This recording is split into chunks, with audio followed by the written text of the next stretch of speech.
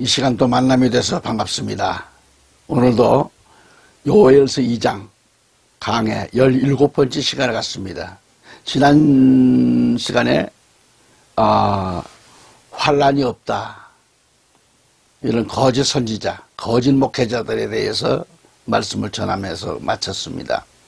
자, 오늘은 환난과 기근이 없다, 축복만 외치는 목사들은 어떤 자들인가?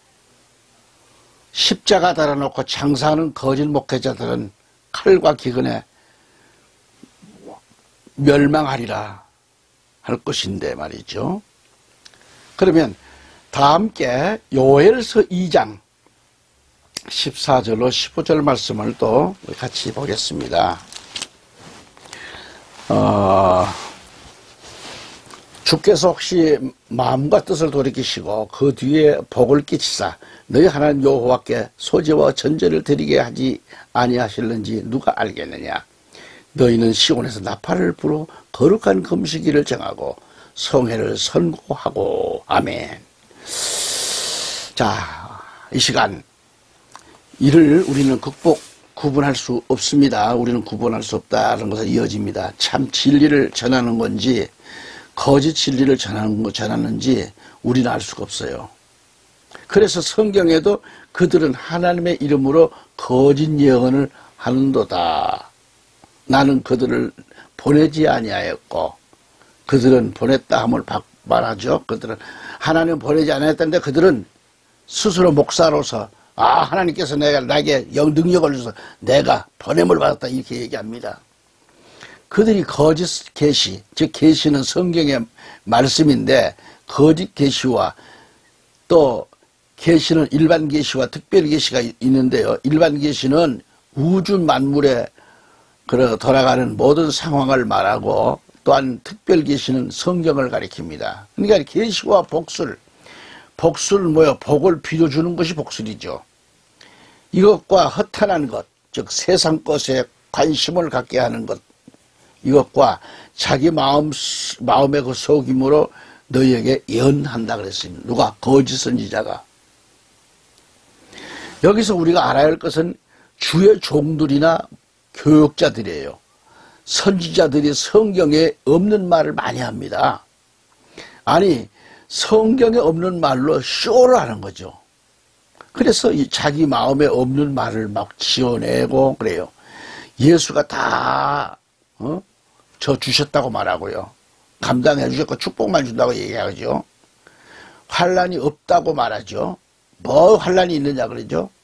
그래서 현실적인 것만을 가지고 그렇게 가르치고 말하고, 그리고 현실 성도들의 마음을 사로잡기 위해서 늘 축복만을 외치는 거죠.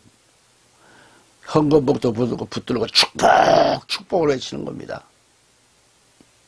하나님 그런 하나님이 아니시죠. 마치 복받지 못하면 저주받은 사람인 것처럼 성경을 가르치고 있다니까요. 그러나 이것도 중요하지만 무엇보다도 더 중요한 것은 성경에 있어요. 성경 말씀이 우리의 마음에 맞지 않는 것이 있다 할지라도 성경 말씀에 하지 말라는 것은 안 하는 겁니다. 또한 성경에서 하라는 것은 힘들고 어렵더라도 하는 것이 옳은 믿음이란 말이죠. 여러분, 예수님을 믿어도 어떤 시험과 재앙이 있을 수 있습니다. 그러나 그것 때문에 믿음을 포기하지 않고 이기는 것이 믿음이에요.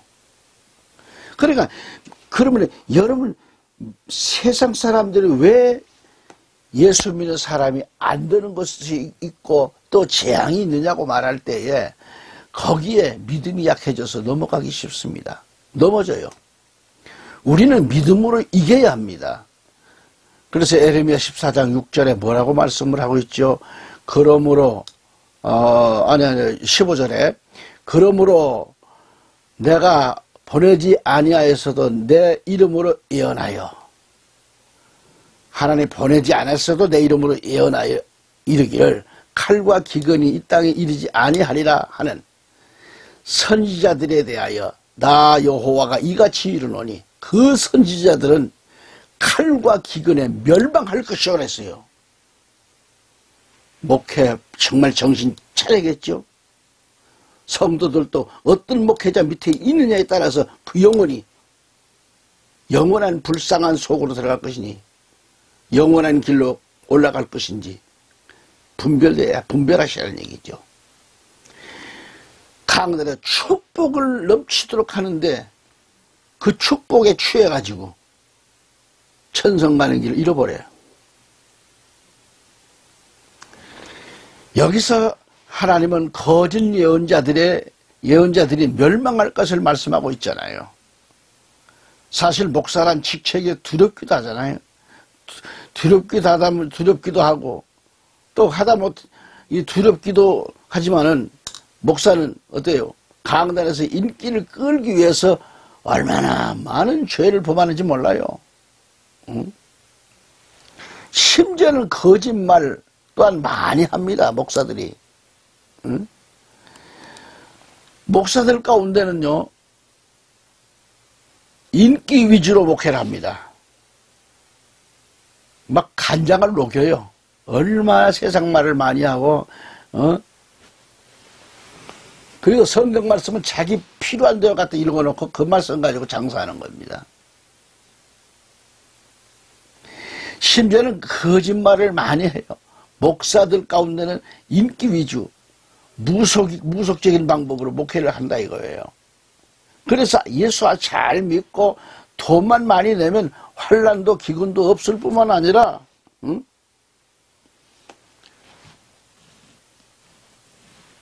잘 되고 잘 사는 것으로 가르치고 있는 거예요. 여러분, 하나님의 뜻은 정반대일 수도 있는데 그런 것이 없다는 것입니다. 그래서 환난도 없다, 실패도 없다, 기근도 없다, 잘 되고 잘 돼서 잘 살고 예수가 다 해결해 주신다고 내가 기도해 보니까 하나님이 너에게 축복의 문이 열렸다고 그렇게 말하는 것. 그러한 곳에는 사람들이 정신없이 몰려듭니다. 용서하고 들으십시오.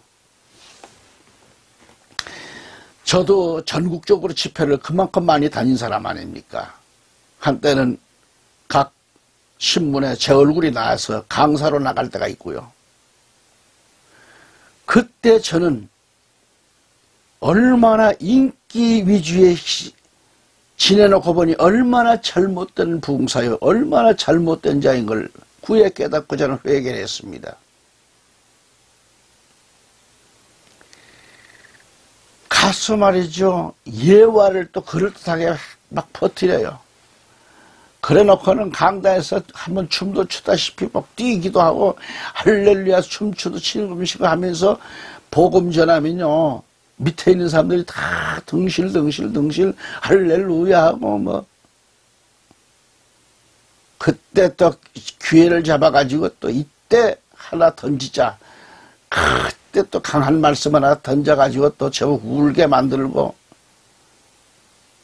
또 말씀을 전하다가 또 코미디하고 한때 얼마나 잘못된 길로 가는지 몰라요. 아니 그때는 몰랐어요. 말씀을 더 묵상해보고 하나님 말씀 속에 들어가니 얼마나 잘못됐는지 간이 다 싸늘해요.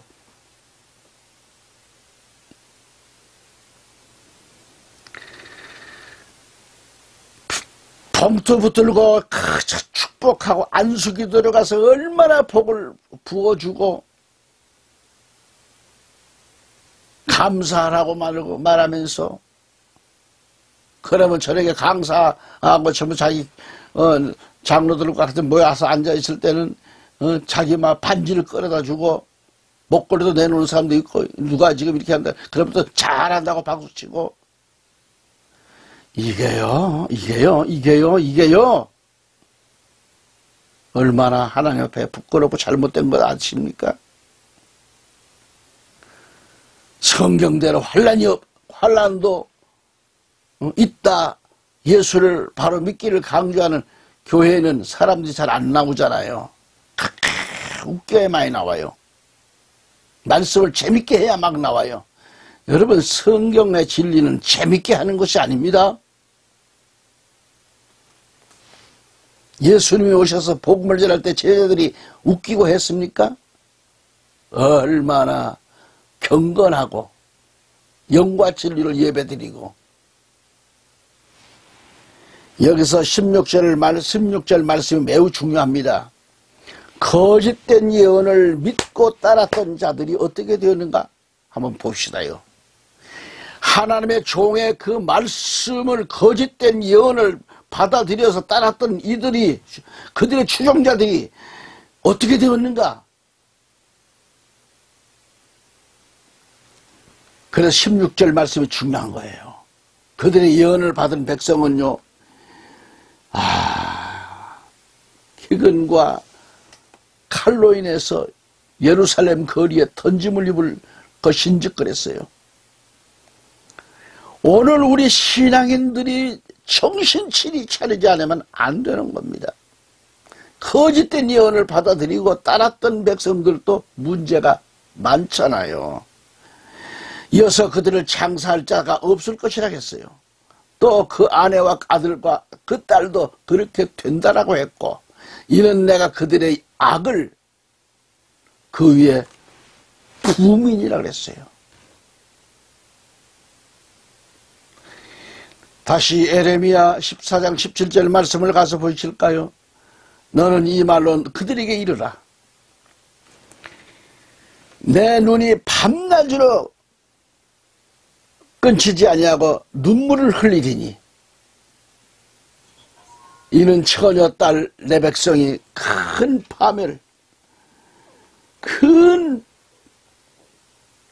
파멸 중한 참상을 인하여 망함이라 그랬고요. 18절에 이어지면 내가 들에 나간 적 칼에 죽은 자요, 내가 성에 들어간 적 기근으로 병든 자며, 기근으로 병들어요.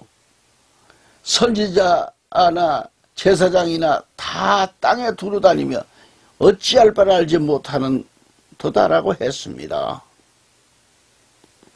여기 무서운 재앙과 환란이 임하는데 그들이 어찌할 바를 모른다는 얘기입니다.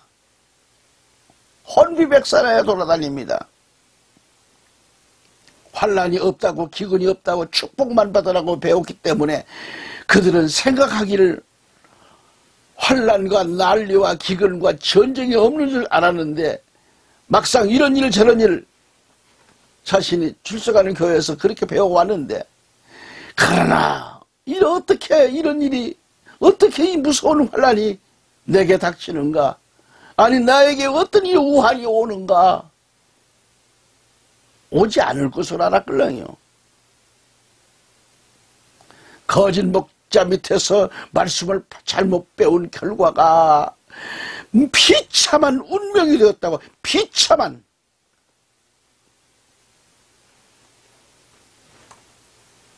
그렇게 죽게 되었으니, 그래서 나와 여러분은 마지막 때의 말씀을 잘 받아야 하고요, 환난 준비를 바로 할 수 있어야 합니다. 아멘. 다 함께 요엘서 2장 16절 말씀을 읽겠습니다. 요엘서 2장 16절 말씀입니다. 백성을 모아 그 모임을 거룩하게 하고 장로들을 모으며 어린아이와 젖먹는 자를 모으며 신랑을 그 방에서 나오게 하며 신부도 그 방에서 나오게 하고. 아멘. 여기서 백성을 모아서 그 회를 거룩해야 한다 그랬죠. 회를 거룩해 하고, 이것은 예배를 뜻합니다. 예배를 말씀합니다. 제사를 거룩해 하라는 것입니다. 여기서 제사 문제는 레위기 21장을 참고할 수 있기를 바랍니다. 첫째, 성전에 들어가기 앞서 반드시 손을 깨끗이 하라는 겁니다. 손을 깨끗이 하라는 게 뭐예요? 회개. 참되게 자신이 예배에 임할 수 있는 마음 자세. 먼저 자기의 모든 마음을 씻어야 돼요. 회개하고서 그 말씀에 들어야 되겠죠. 둘째로 그 백성을 모아 그 회를 거룩히 하라는 겁니다. 셋째, 장로들을 모으라는 겁니다.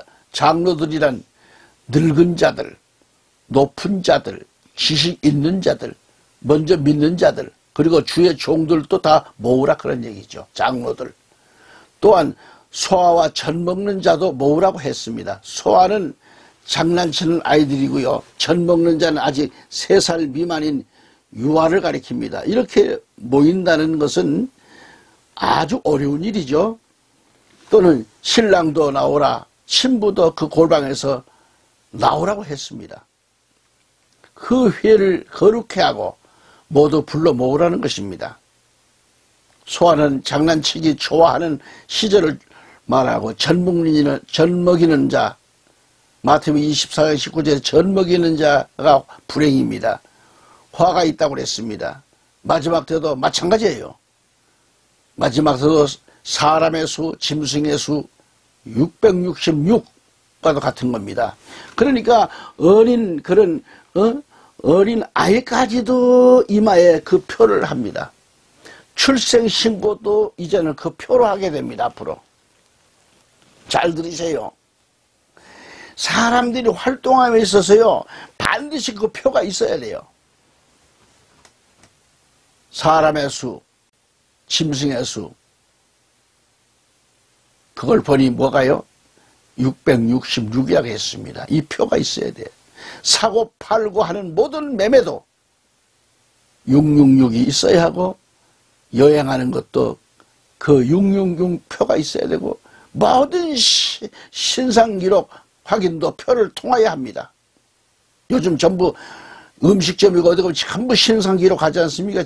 주민등록은 안 내놓지만 지금 뭐예요? 주민등록 안에 다 정보가 들어있는 휴대폰. 응? 이 표를 통하여야 합니다. 그래서 그들에게 재앙이 있다는 것입니다. 앞으로 이렇게 사는 자에게는 재앙이요, 화가 임한다고 했습니다. 음식점이나 어느 곳에 가서 한번 자기 걸 거기다 등록시켜 놓고 전화번호 적어 놓으면 그 정보가 다 중앙에 올라갑니다. 그 사람이 어디로 움직이는 거 다 알아요. 이게 보통 문제가 아닙니다. 왜? 그 휴대폰에 QR코드가 있기 때문에. QR코드가 있는 휴대폰에 장치된 사람은 어느 곳을 가든지 인공위성이 다 찾아냅니다. 다 따라다녀요. 그래서 거기 한번 등록해 놓으면 이 사람은 조지는 겁니다. 조지는 겁니다. 인생 끝납니다. 그래서 그들에게 재앙이 있다 그래요. 화가 임하는 겁니다. 그건 틀림없어요. 그들보다도 먼저 위에서 보신 대로 신랑이 나옵니다. 신랑 신부의 특권은 참으로 강합니다. 이스라엘 민족은 결혼을 하고 나면요, 1년 동안 군대도 보내지 않고 그리고 힘든 일도 시키질 않아요. 그 모든 힘과 모든 시간을 신부에게만 바치라는 겁니다.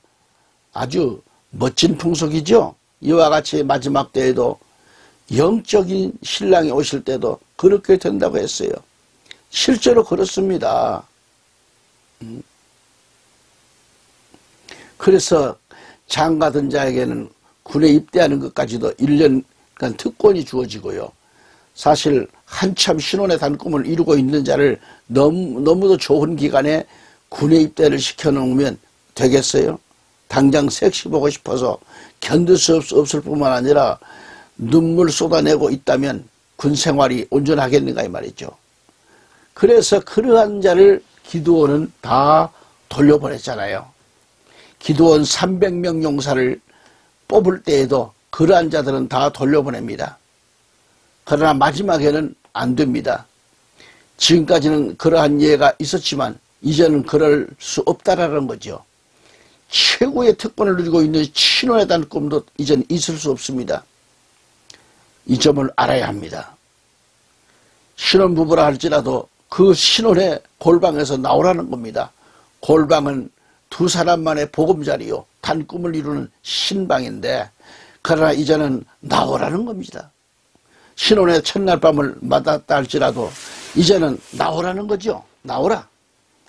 높은 자들, 늙은 자들, 장로들, 어린 아이들, 젖 먹는 유아까지 국가에서 특권을 주는 신랑까지도 그날 마지막 날에는 나오라는 겁니다. 그러므로 전혀 여유가 없는 거지요. 앞으로 이러한 무시무시한 날이 우리에게 지금 돌아올 것입니다. 오늘도 이 시간 여기서 또 말씀을 드립니다. 다음 시간 또 다시 뵙겠습니다. 감사합니다.